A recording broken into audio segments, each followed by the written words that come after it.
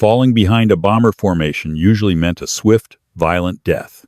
Captain Aristeo Reynolds knew the brutal mathematics of the sky over France. A lone B-17 was nothing but meat for the Luftwaffe's grinder, as his monstrously heavy aircraft, the Iron Porcupine, violently shuddered and dropped out of the protective combat box. The German interceptors circled like starving wolves, spotting a crippled calf. Oberleutnant Dieter Voss licked his dry lips behind his oxygen mask, banking his Focke-Wulf 190 for what should have been an effortless kill. He had no idea he was diving straight into the jaws of a 40,000-pound steel trap bristling with 16 heavy machine guns. Oberleutnant Dieter Voss adjusted the thick leather strap of his oxygen mask, wiping a thin layer of condensation from the inside of his armored windshield. His Focke-Wulf 190A-4 hummed around him, the BMW 801 radial engine, a comforting, rhythmic vibration against his boots. Around him, the pilots of Jagdgeschwader, two spread out in a loose swarm formation, their yellow-nosed fighters glinting menacingly against the stark blue canvas of the stratosphere. For Dieter, the war had settled into a brutal but predictable routine.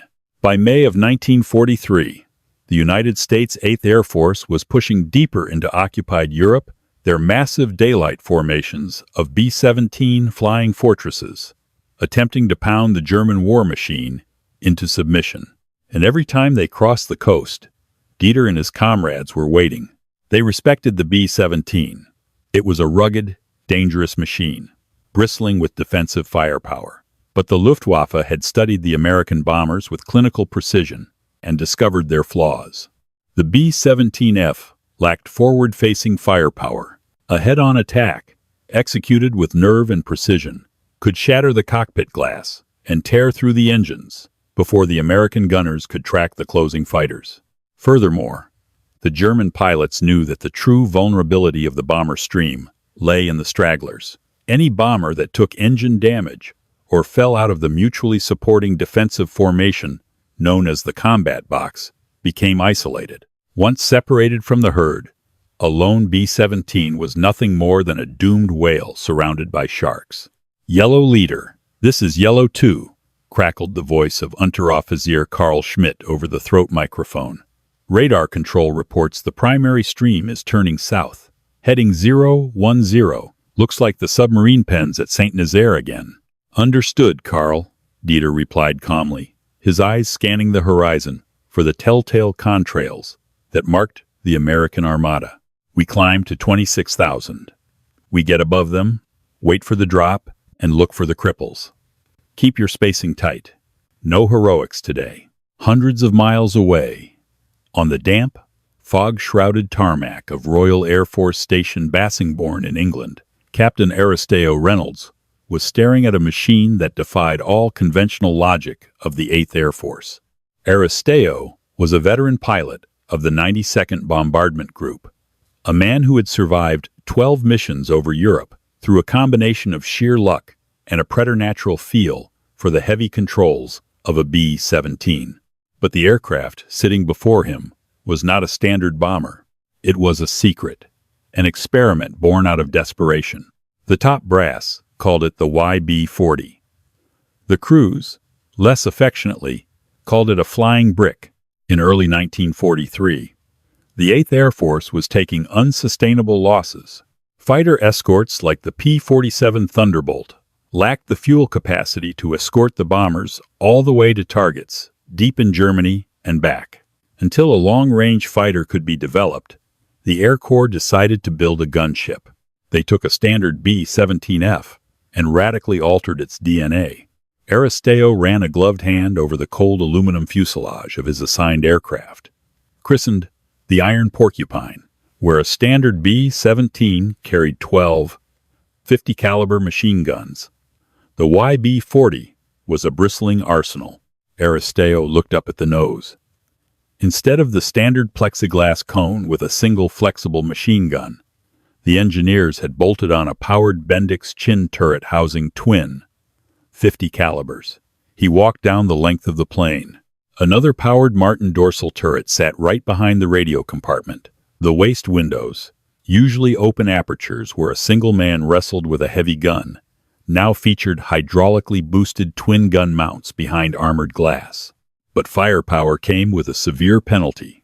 "She looks mean, Captain," said Technical Sergeant Thomas Sullivan, the waist gunner, hauling a massive wooden crate of ammunition toward the rear crew door.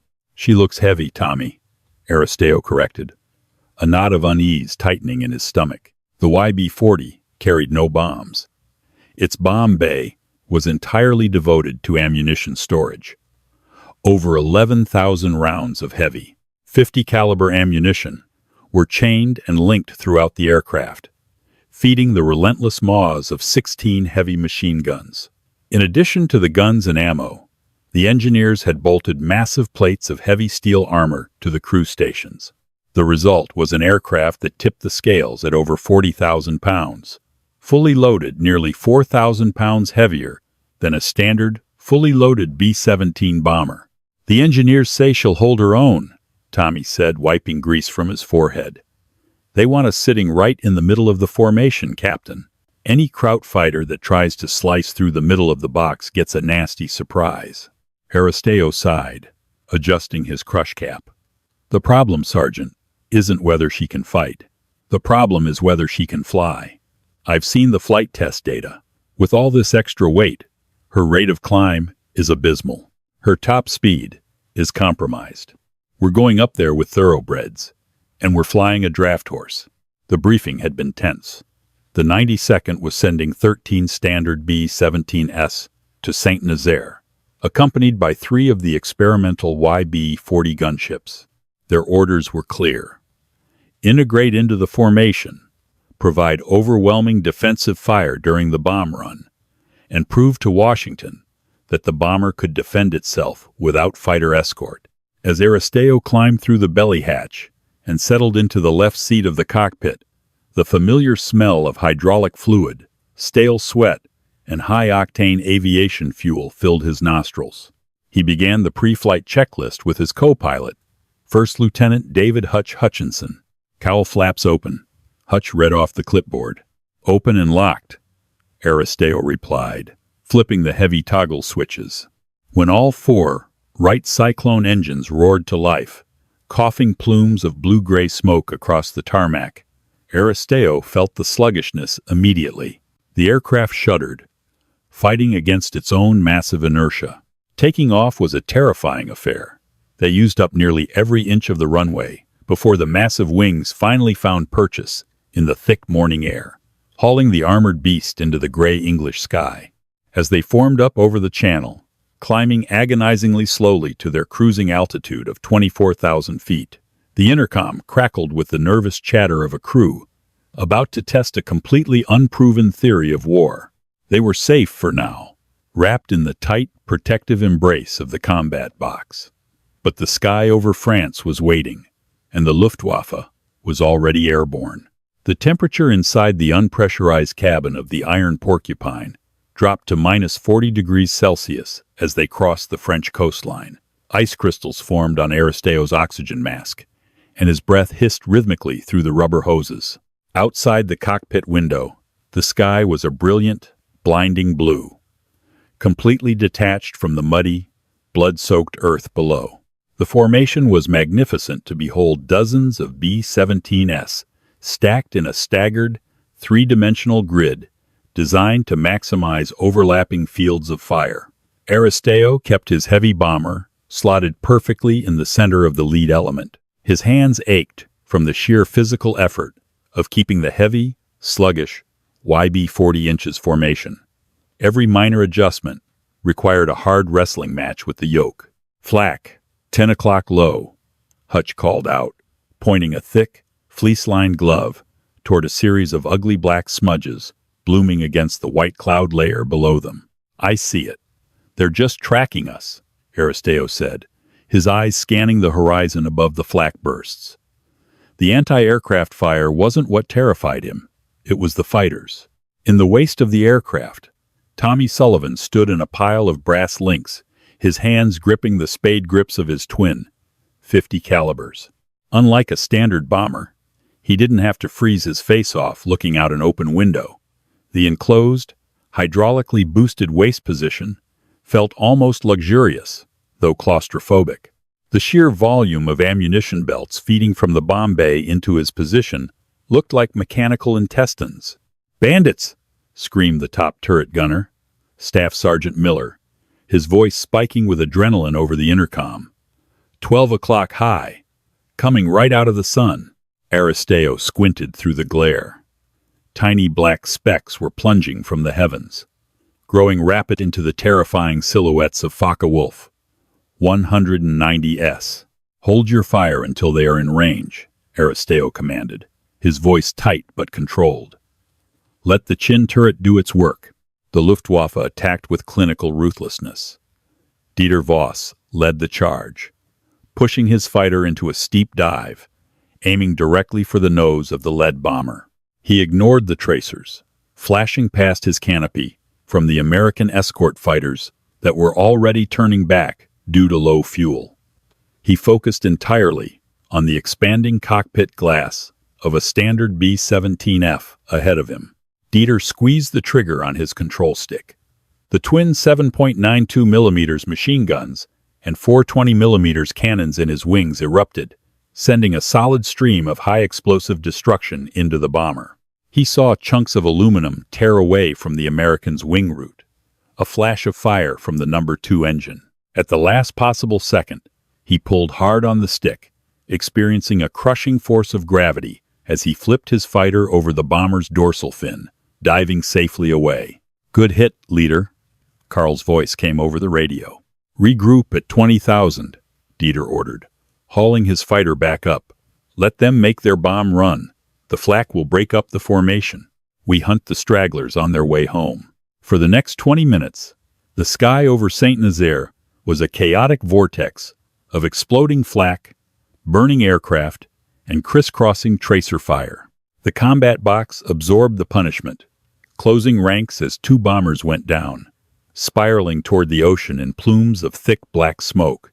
Approaching the IP, the bombardier called out from the nose of the lead aircraft. Bomb doors opening. Aristeo watched the bellies of the B-17s ahead of him split open. "All right, boys, this is it," he told his crew over the intercom. "We don't have bombs to drop, so keep your eyes peeled. The fighters are going to try to slash through the formation while everyone is flying straight and level. Bombs away." It was at this exact moment that the fundamental flaw of the YB-40 project revealed itself with terrifying clarity. As the standard B-17s released their payloads, they instantly shed over 4,000 pounds of weight. Furthermore, they had burned off roughly half of their heavy aviation fuel getting to the target. Lighter, more aerodynamic, and desperate to escape the heavy flak over the target area, the standard bombers naturally surged forward. The formation leaders pushed their throttles to close up the gaps and initiate their turn back toward the English Channel. Aristeo immediately shoved his throttles to the firewall, the 4 massive engines screaming in protest. But the Iron Porcupine had dropped no bombs. It had fired barely a few hundred rounds of its massive ammunition stock. It still weighed nearly 40,000 pounds, burdened by thick steel armor plates and heavy turrets. The physics were undeniable and unforgiving. "Captain, we're losing them," Hutch shouted, frantically adjusting the manifold pressure. Aristeo wrestled with the yoke, trying to keep the nose level to maintain speed. "I'm giving her everything she's got. The engines are redlining." But it wasn't enough. Slowly, inexorably, the YB-40 began to drift backward. The tight, protective box of B-17s pulled away, leaving Aristeo's heavily armored aircraft sliding backward through the slipstream. Tail gunner to pilot. The intercom buzzed. The voice of Sergeant Bill Jenkins laced with sudden panic. "Captain, we are falling out of the formation. We're 100 yards behind the rear element. 200 yards. Aristeo's heart hammered against his ribs. The one rule of daylight bombing was absolute. Never fall out of the box. Miles above, circling like a hawk on thermal currents, Oberleutnant Dieter Voss watched the American formation execute its lumbering turn. His sharp eyes scanned the rear of the bomber stream. There, a single B-17 was lagging behind, a noticeable gap widening between it and the safety of the herd. To Dieter's experienced eyes, it told a clear story. The bomber must have taken engine damage over the target, or perhaps its control cables were frayed by flak. It was sluggish, struggling to keep pace, isolated against the vast expanse of the sky.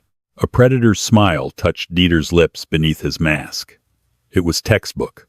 A crippled bomber, falling behind. It was practically an invitation. Yellow flight. I have a straggler. 6 o'clock low behind the main formation, Dieter transmitted, banking his Focke-Wulf sharply.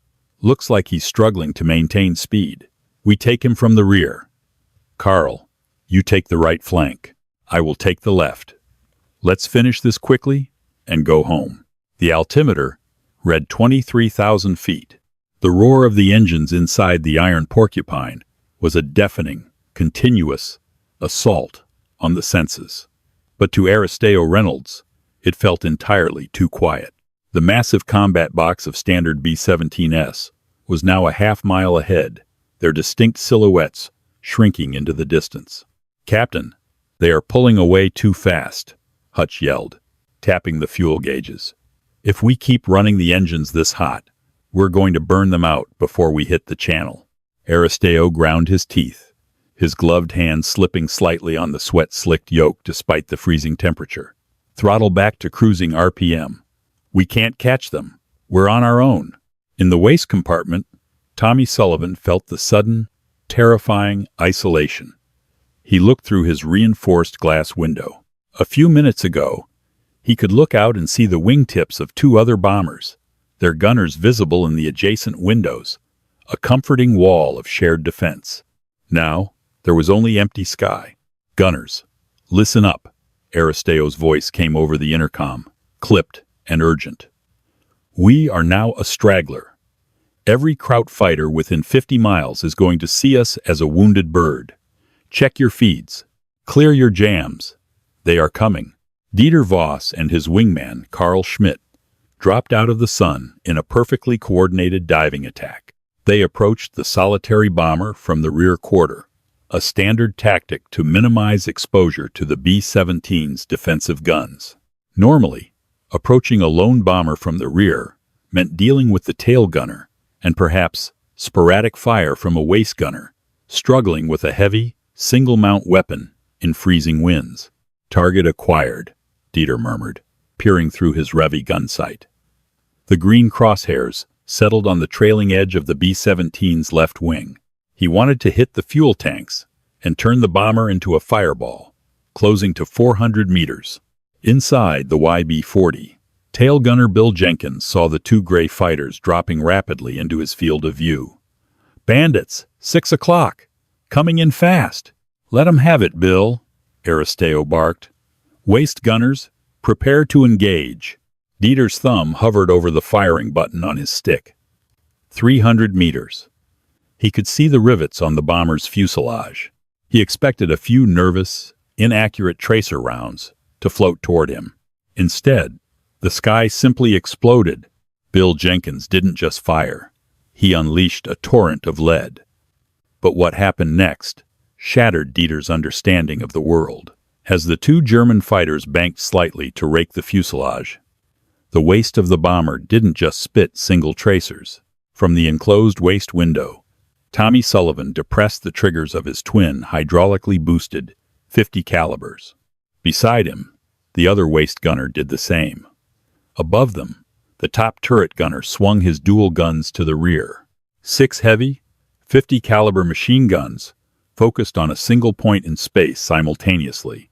To Dieter Voss, it didn't look like gunfire. It looked like a solid wall of flaming neon hoses erupting from the side of the crippled bomber. The sheer volume of tracers filled the air with blinding light and cordite smoke. Verdammt, Dieter screamed, hauling back on his stick with both hands as a line of heavy, armor-piercing, incendiary rounds tore through the airspace just inches from his canopy.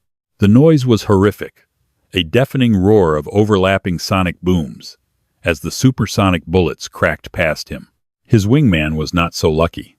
Carl Schmidt, committed to his attack run, flew directly into the concentrated stream of fire from the twin waist guns.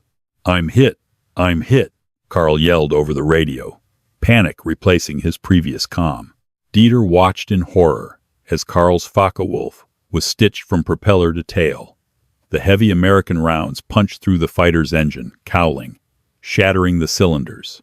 A gout of black oil sprayed across the sky, followed instantly by a brilliant tongue of orange flame. The fighter violently snap-rolled to the right, out of control. "Bail out, Carl! Bail out!" Dieter shouted, desperately trying to maneuver his own aircraft out of the kill zone. He wrenched his fighter into a steep climb, trying to get above the bomber's firing arc. "What in God's name is that thing?" he thought, his heart pounding a frantic rhythm against his ribs. A lone straggler was supposed to be easy. This aircraft was throwing up more lead than an entire element of standard bombers. "Captain, we got one!" Tommy yelled triumphantly from the waist, watching the burning German fighter spiral away toward the French countryside, a tiny white parachute blossoming a moment later. "Don't get cocky," Aristeo snapped.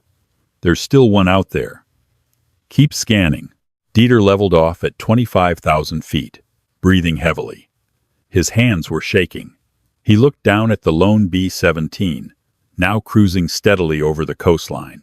He studied its silhouette. It looked like a standard flying fortress, but thicker, uglier. He noticed the strange shape under the nose, a blister that shouldn't be there. He noticed the enclosed waist positions. He keyed his radio. "Base, this is Yellow Leader. Be advised, the straggler is not a cripple. Repeat, the straggler is not a cripple. It is some kind of heavily armed trap." Anger flushed through Dieter. He was an ace. He had shot down 18 Allied aircraft. He was not about to be humiliated by a lumbering American bomber. If the rear and sides were a fortress, he would use the classic tactic. He would attack from the front, head on, where the B-17 was notoriously weak. "I'm going in from 12 o'clock, Dieter muttered to himself, pushing his throttle forward and banking sharply to circle around to the front of the bomber. He would fly out of range, turn, and come at them, nose to nose. At a combined closure rate of over 600 miles an hour, the American gunners wouldn't have time to react. He would pour cannon fire directly into the cockpit. Inside the YB-40 Bombardier, nose gunner Lieutenant Frank Castellano was tracking the lone German fighter through the plexiglass nose. "Captain, the remaining bandit is circling wide. He's pulling ahead of us. Looks like he's setting up for a head-on pass." Aristeo grinned grimly behind his oxygen mask. This was exactly what the YB-40 was built for. "Frank, power up the Bendix turret. Let's show this kraut why they call us a gunship." Dieter rolled his Focke-Wulf out of its turn, leveling off 2 miles directly in front of the bomber. The B-17 was a rapidly expanding gray dot in his gun sight. He stabilized his aircraft, ignoring the instinct to jink and weave. A head-on attack required absolute nerve.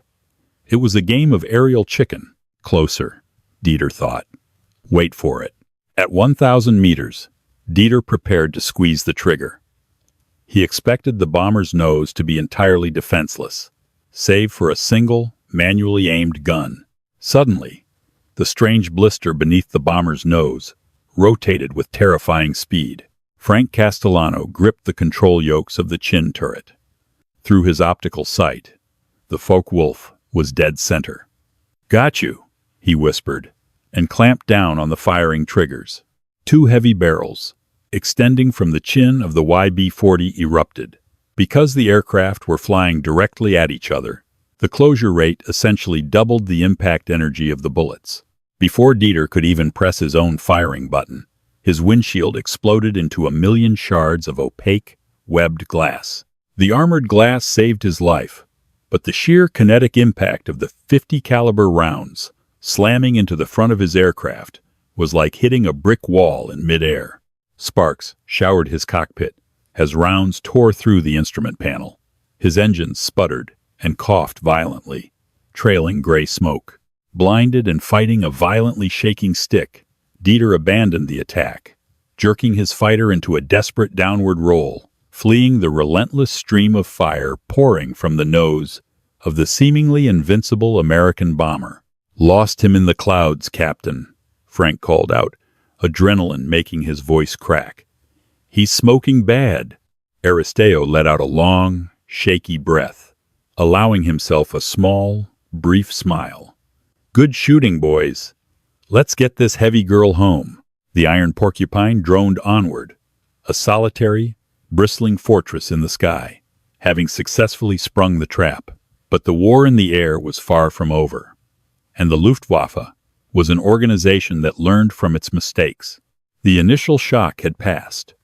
The real test of the YB-40 was only just beginning. Smoke poured from the shattered cowling of Oberleutnant Dieter Voss's Focke-Wulf 190, a thick, greasy trail marking his desperate plunge toward the French countryside.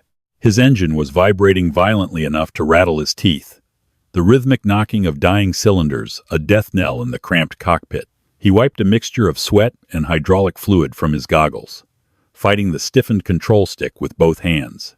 He had managed to level the fighter at 5,000 feet, but he was losing altitude fast. "Fighter command.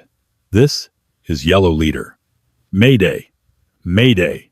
Dieter gasped into his throat mic, coughing as acrid electrical smoke filled the cabin, taking her down in a field near Rennes. "You must listen to me. The Straggler is a decoy, a heavily armored gunship. Do not engage from the rear. Do not engage head-on. It has twin guns everywhere. It is a flying fortress in the truest sense. Repeat. Avoid standard intercept vectors." Miles away, in the concrete bunker of the JAG Division Control Center in Brittany, the radio operator scribbled furiously, handing the transcription to Major Heinrich Richter. Richter, a scarred veteran of the Condor Legion with 32 confirmed kills, read the frantic message with narrowed eyes. He commanded a staffel of Messerschmitt Bf 109 G6, the notorious Gustavs, heavily modified with Rüstsätze field kits. His fighters carried 20mm MG, 151 cannons mounted in gondolas under the wings, making them slightly more sluggish in a dogfight, but absolutely devastating against heavy bombers. "A gunship," Richter muttered in German, tapping a wooden pointer against the map table. He traced the estimated flight path of the lone American bomber. If it is carrying that much armor and that many weapons, it must weigh a tremendous amount. And if it weighs that much, it cannot maintain altitude or speed after the main formation has dropped its bombs. Richter looked up at his waiting pilots, who were lounging around the ready room in their bulky flight suits. "Gentlemen, the Americans have built a hedgehog. Voss just flew straight into its quills and lost his wingman for his trouble. But a hedgehog is only dangerous if you try to bite it directly. If it is slow, we can choose exactly when and how we dismantle it." He snapped the pointer down on the map, pointing to the coastline near St. Brieuc. "We intercept them here, right before they cross the channel. We do not dive in close. We use the superior range and explosive power of our 20mm cannons. We stand off, and we bleed them to your planes." Back in the freezing, deafening interior of the Iron Porcupine, the initial euphoria of their victory was rapidly evaporating, replaced by the grim reality of their mechanical situation. Cylinder head temperatures are spiking on engines 3 and 4. "Captain," Hutch shouted over the roar of the Wright Cyclones, tapping the glass of the gauges, "we are pulling too much manifold pressure just to stay airborne. If we don't throttle back, we're going to melt the blocks." Aristeo Reynolds set his jaw, staring at the artificial horizon. His shoulders ached with a deep, burning fatigue. Flying the YB-40 was like trying to steer a concrete vault through molasses. Every gust of wind, every slight banking maneuver, demanded a wrestling match with the yoke. "We throttle back. We lose altitude, Hutch. We're already down to 20,000 feet. The main box is gone. We are completely alone. Better to fly low than fall out of the sky with 4 dead engines," Hutch countered, his voice tight. Aristeo knew his co-pilot was right. He reached up and eased the heavy throttle levers back. Immediately, the deafening drone of the engines shifted to a lower, laboring pitch. The nose of the heavy bomber dropped slightly, and the altimeter needle began its slow, inexorable sweep counterclockwise. 19,000 feet, 18,000. Gunners.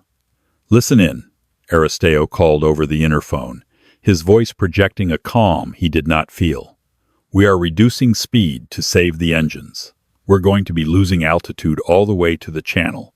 Keep your heads on a swivel. The Luftwaffe knows we're out here, and they know we're hurting. In the waist compartment, Tommy Sullivan kicked away a pile of spent brass casings that had piled up around his boots. The smell of burnt cordite was overpowering, stinging his eyes and catching in the back of his throat. He looked at the ammunition feed belts snaking out of the bomb bay. The sheer volume of fire they had unleashed on the two Focke-Wulfs had depleted a noticeable portion of their stock.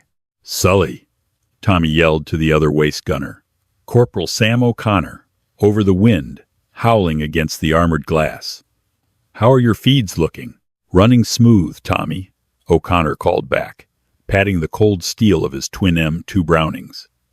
"But if they come at us in a swarm, we're gonna burn through this ammo fast. I don't care if we brought 11,000 rounds. 16 guns eat a lot of lead." The navigator, First Lieutenant Miller, keyed his mic from the nose compartment, situated just behind Frank Castellano and the chin turret. "Captain, I've got the coast coming up in about 12 minutes. Once we're over the water, we can hit the deck. The fighters won't follow us all the way to England." 12 minutes, Aristeo repeated softly to himself. It sounded like an eternity. He squinted into the harsh sunlight, reflecting off the scattered clouds ahead. To the west, a dark, ominous swarm was rising from the green tapestry of the French countryside. They looked like angry hornets climbing rapidly toward the lone, struggling bomber. "Radar confirms," Hutch said, his face paling as he looked out the right side of the cockpit. "Bandits. Climbing fast from 3 o'clock low. Looks like a full staffel. 10, maybe 12 aircraft." Aristeo gripped the yoke until his knuckles turned white. The true test of the iron porcupine had arrived. The trap had worked once. Now, they were just bait. Gravity was no longer a theoretical concept. It was a physical enemy, dragging them toward the earth. The altimeter showed 15,000 feet and falling. Major Heinrich Richter pulled his Messerschmitt Bf 109G6 into a shallow climb, bringing his staffel of 12 heavily armed fighters in a wide arc around the lumbering American giant. From a mile out, the YB-40 looked imposing. The extra turrets gave it a brutish, hunched profile.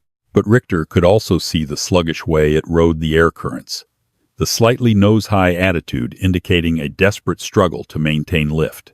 "Listen closely. Adler flight." Richter's voice was crisp and clinical over the radio. "Do not get drawn into their crossfire. The waist and the chin are heavily defended. We attack the wing roots and the engines from a shallow, oblique angle. Stand off at 600 meters.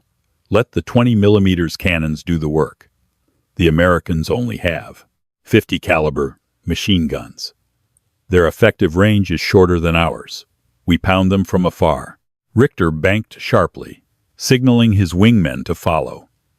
They broke into two-ship elements, circling the YB-40 like wolves, probing a wounded bison. "Here they come," Staff Sergeant Miller screamed from the top turret, the heavy gears whining as he spun his twin guns to track the incoming fighters. 3 o'clock.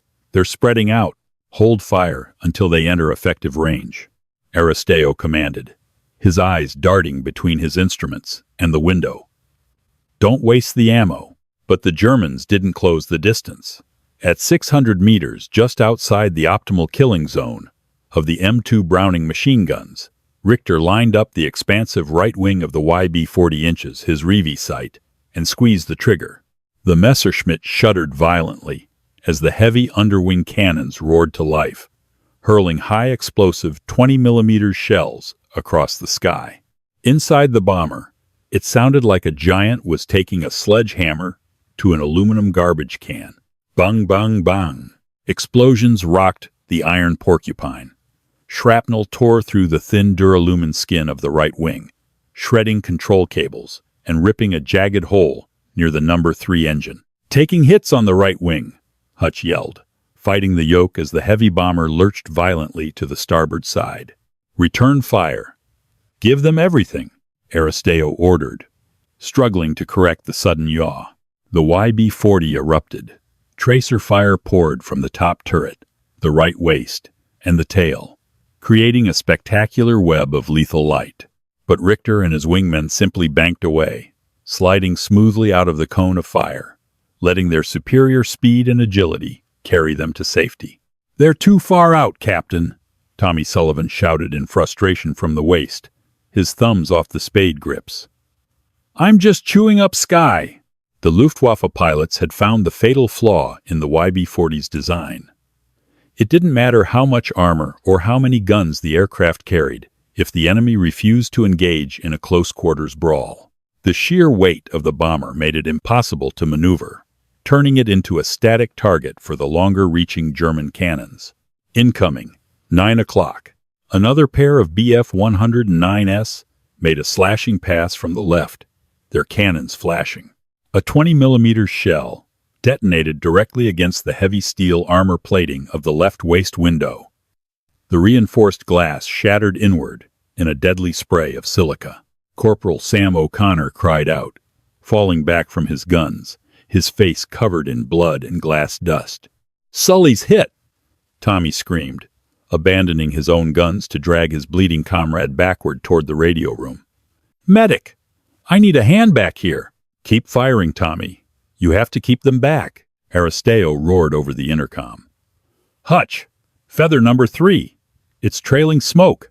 Hutch frantically hit the feathering button, stopping the rotation of the damaged propeller before the vibrations could tear the engine off the wing. The sudden loss of power on the right side forced Aristeo to use heavy rudder to keep the plane flying straight. Their airspeed dropped to a terrifyingly low 140 miles per hour. The aerodynamic stall warning began to buffet the control columns. Richter watched the American bomber begin to stagger. Black smoke was pouring from its right wing. "Excellent work, gentlemen. The beast is bleeding. Now we move in for the kill. Coordinate your attacks, high and low simultaneously. Overwhelm their gunners." The attacks came in a relentless, synchronized rhythm. As the top turret tracked a pair of fighters diving from above, another pair would rake the belly of the bomber from below, exploiting the blind spots. The heavy armor plates bolted to the crew stations saved the men's lives multiple times, absorbing shrapnel and machine gun fire that would have shredded a standard B-17. But the structural integrity of the aircraft was failing. Frank Castellano was firing the chin turret in short, controlled bursts, trying to swat away the fighters buzzing the nose. "Captain, the chin turret is overheating. The servos are whining. Keep them off us, Frank. Just 3 more minutes to the coast." Then, the ultimate nightmare scenario unfolded. In the top turret, Sergeant Miller squeezed the triggers to track a diving Messerschmitt. The twin guns chattered for a split second, then fell dead with a heavy, metallic clank. Miller racked the charging handles frantically. Nothing. He looked down at the feed chutes. "Captain," Miller's voice cracked over the radio, laced with absolute dread. "Top turret is out of ammo. The belts are dry." Before Aristeo could process the catastrophic news, the tail gunner, Bill Jenkins, chimed in. "Tail guns are empty. I'm out, Captain." The defining feature of the YB-40, its overwhelming firepower, had become its death warrant, firing 16 heavy machine guns in prolonged, desperate bursts, had consumed their 11,000-round payload in a matter of minutes. Now, burdened by thousands of pounds of useless armor, dead hydraulic turrets, and massive, empty ammunition crates, the iron porcupine was effectively defenseless, dragging itself through the sky like a dying whale. "Waist is down to the last belt," Tommy reported, his voice shaking as he applied a field dressing to O'Connor's face while trying to fire his guns with one hand. Richter noticed the sudden drop in defensive fire. The terrifying wall of tracers had dwindled to a few sporadic bursts from the nose and waist. A cold smile formed beneath his oxygen mask. "They are out of teeth," Richter announced to his staffle. "Move in tight. Finish them." The Bf-109s abandoned their standoff tactics and swarmed the crippled bomber. They moved in close, firing with impunity. A line of machine gun fire ripped through the unarmored section of the tail, severing the elevator control cables. The yoke in Aristeo's hands suddenly went slack. The nose of the massive bomber pitched violently downward, committing the 40,000-pound aircraft to a steep, unrecoverable dive toward the French coastline below. "Controls are dead," Aristeo shouted, his voice finally losing its calm facade, replaced by the primal scream of a man fighting gravity. "We're going down! Bail out! Bail out! Bail out!" The piercing shriek of the bailout bell echoed through the shattered, freezing fuselage. The grand experiment of the 8th Air Force had failed. The armored fortress was falling, and the men inside had only seconds to escape the very cage that was supposed to protect them. Gravity took absolute control of the shattered bomber. Inside the cockpit of the Iron Porcupine, the world dissolved into a chaotic blur of screaming metal and rushing wind. The severed elevator cables meant Aristeo Reynolds had zero pitch control. The 40,000-pound Leviathan was completely at the mercy of its own aerodynamic death spiral. The altimeter unwound with terrifying speed. 10,000, 9,000, 8,000 feet. "Get out! Hutch! Go!" Aristeo roared over the deafening wind, howling through the smashed windshield. He braced his boots against the instrument panel, pulling back on the useless yoke with all his strength, desperately trying to use the trim tabs and asymmetrical engine power to shallow the dive. It was a futile gesture, but every second he delayed the spin bought his crew time to escape. First Lieutenant David Hutchinson didn't hesitate. Survival training took over. He ripped off his oxygen mask, grabbed his chest parachute pack, and scrambled out of the right seat. The G-forces were already building, pressing down on his shoulders like physical weights as the aircraft began to slowly rotate on its longitudinal axis. Hutch dropped through the narrow hatch behind the pilot's seats, heading for the forward escape door in the navigator's compartment. In the waist of the bomber, the situation was rapidly devolving into a nightmare. The very modifications that made the YB-40 a flying fortress now made it a steel trap. The heavy, enclosed waist windows could not be easily jettisoned like the open apertures of a standard B-17.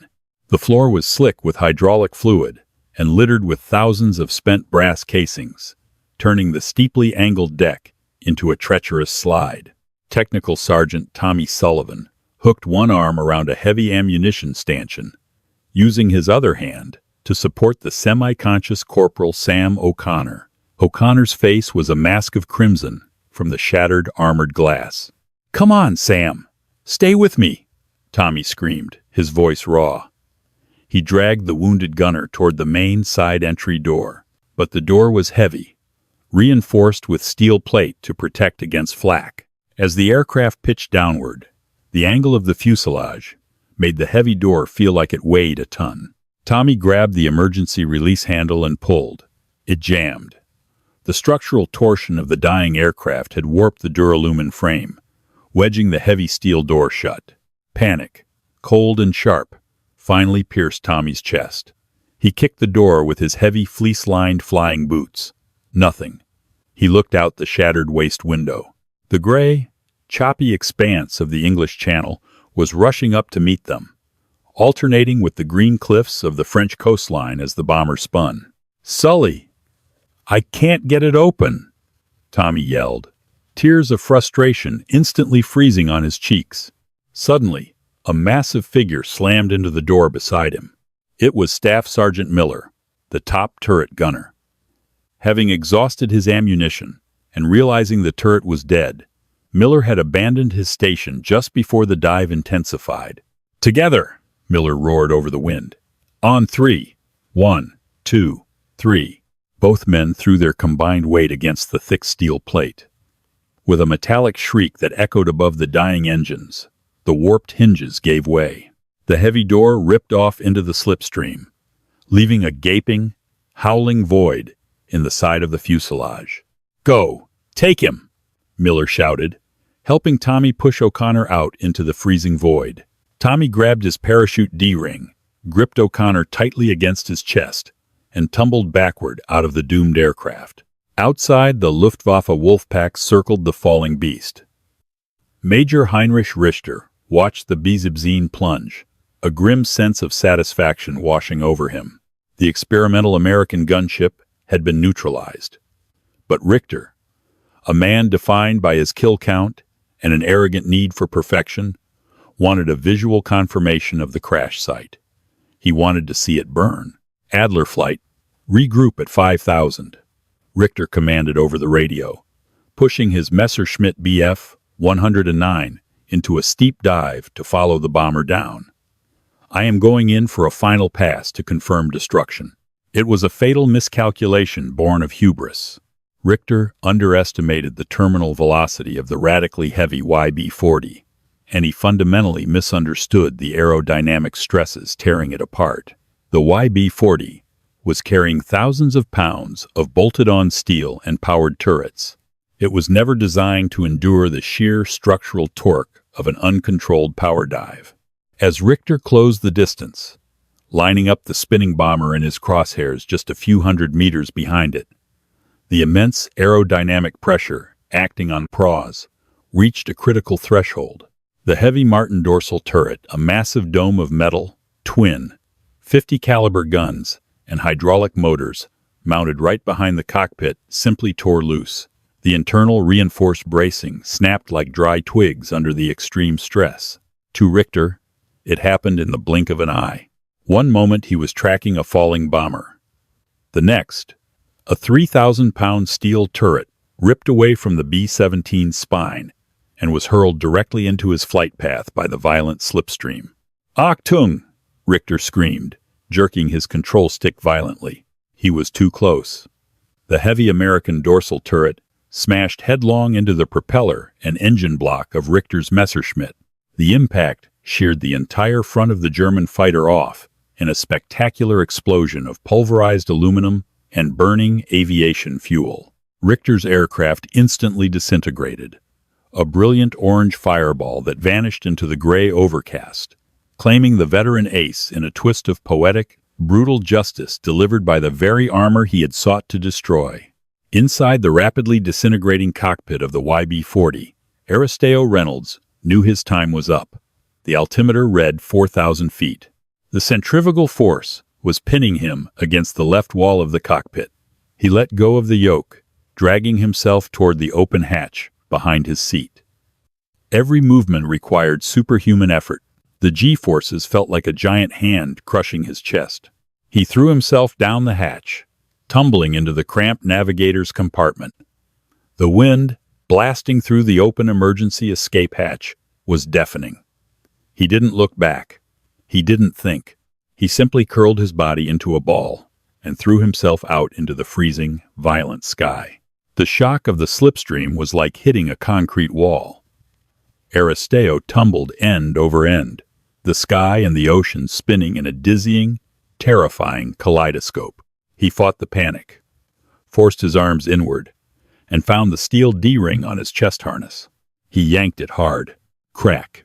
The canopy blossomed above him with bone-jarring violence, the harness biting fiercely into his thighs and shoulders.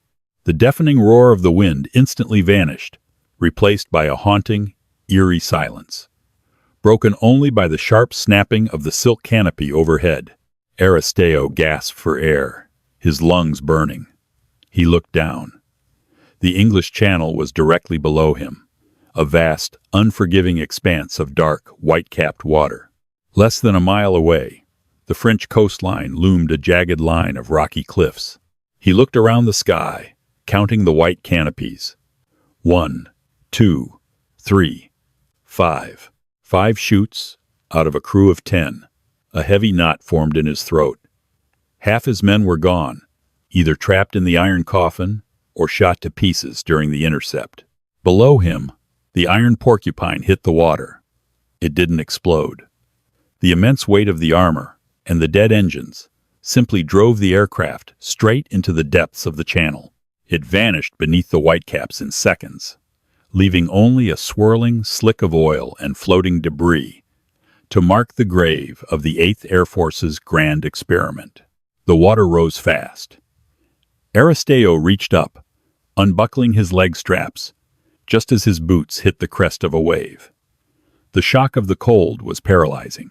It punched the breath from his lungs and felt like 1,000 burning needles driving into his skin. He punched the quick release on his harness, letting the heavy, waterlogged parachute sink away before it could drag him under. He inflated his Mae West life vest, bobbing in the aggressive swells. The salt spray stung his eyes. He spun around, searching the gray waves. "Over here, Captain," a voice carried over the wind.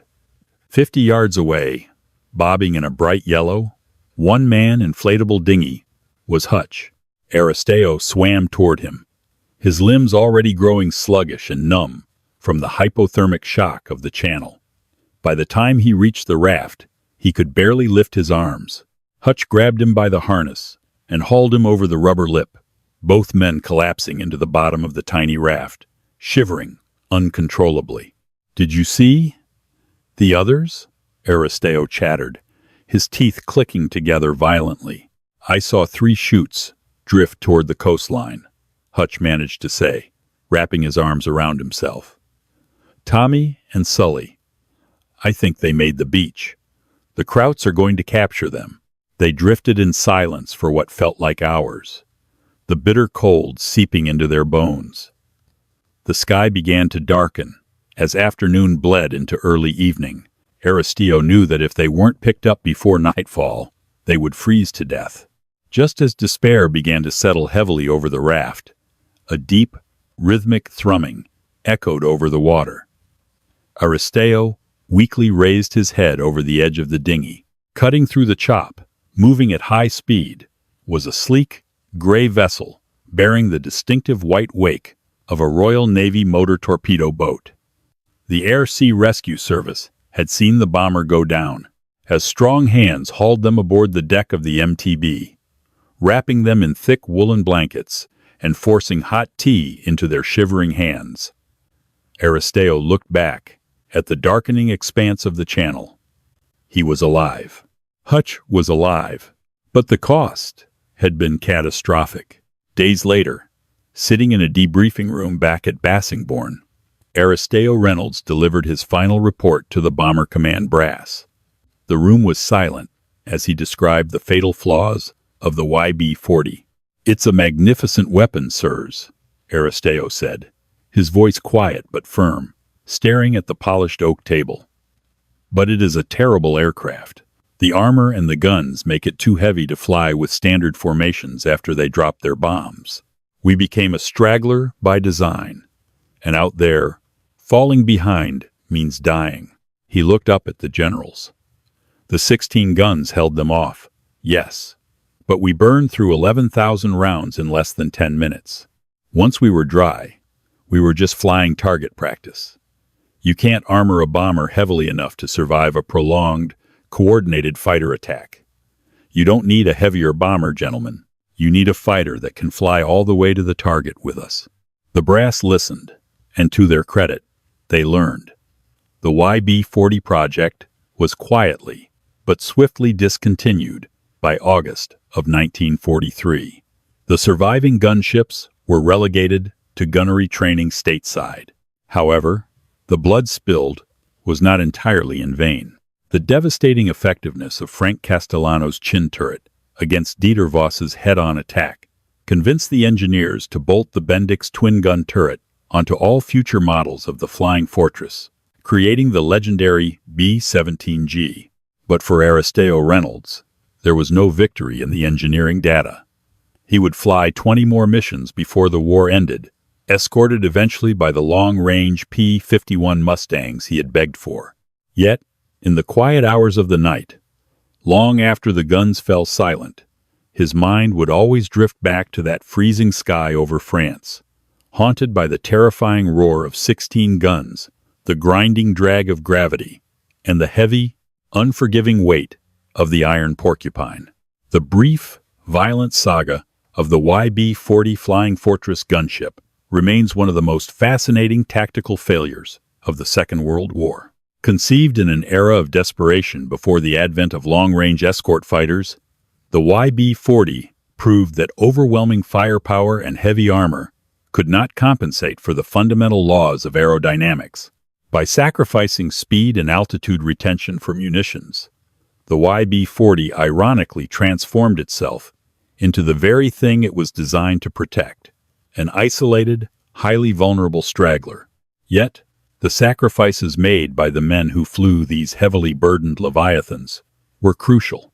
Their harrowing experiences over occupied Europe directly catalyzed the development of the B-17G's chin turret, saving countless lives in future bombing campaigns, and forcefully underscored the urgent, undeniable necessity for the P-51 Mustang, fundamentally altering the strategic air war over Europe.